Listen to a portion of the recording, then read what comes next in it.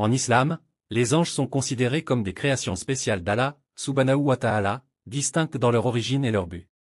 Écoute l'histoire des prophètes et n'oublie pas de commenter s'il vous plaît. Regardez la vidéo complète et l'envoyer à d'autres personnes pour un rappel. Le messager d'Allah, sallallahu alayhi wa sallam, a décrit les anges comme étant créés à partir de la lumière, les opposants aux djinns, qui ont été créés à partir d'une flamme de feu sans fumée, Sahih Muslim de 1996. Le Coran donne également un aperçu de leur rôle de serviteurs obéissants d'Allah, subhanahu wa ta'ala, qui ne désobéissent jamais et ne remettent jamais en question ses ordres, les anges, qui n'ont jamais été désobéissants et qui n'ont jamais remis en question les ordres d'Allah, ont été créés par les anges.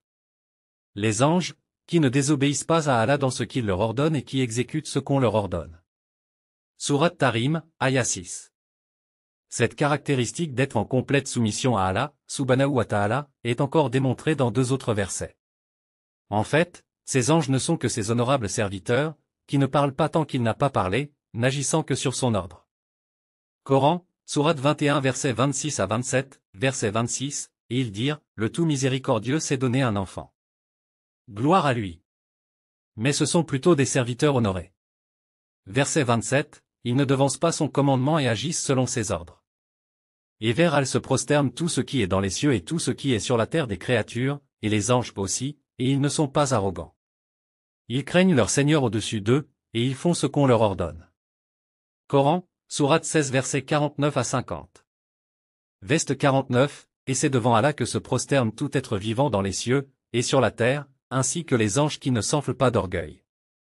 Verset 50, ils craignent leur Seigneur, au-dessus d'eux, et font ce qui leur est commandé. Il est important de souligner ceci parce que, dans l'aya où Allah, subhanahu wa ta'ala, révèle sa création aux anges, ces derniers ont répondu en demandant, « Veux-tu que nous fassions de même ?» Ils répondirent en demandant, « Vas-tu y placer quelqu'un qui sème la corruption et verse le sang, alors que nous proclamons ta louange et que nous te sanctifions ?» Cette déclaration des anges, les commentateurs du Coran l'expliquent en disant qu'il ne s'agit pas d'une forme de contestation, de rébellion ou d'envie. Cette question est plutôt l'expression de leur étonnement, cherchant une raison plutôt que de douter de leur Seigneur. C'est pourquoi, Allah, subhanahu wa ta'ala, répond, en effet, je sais ce que vous ne savez pas. Le verset poursuit en indiquant comment l'humanité serait dotée de la connaissance, ce à quoi les anges répondent, gloire à toi. Nous n'avons d'autre connaissance que celle que tu nous as enseignée. Tu es vraiment l'omniscient, le sage. Sourate 2, Veste 32. Verset 32 ils dirent, gloire à toi. Nous n'avons de savoir que ce que tu nous as appris. Certes c'est toi l'omniscient, le sage.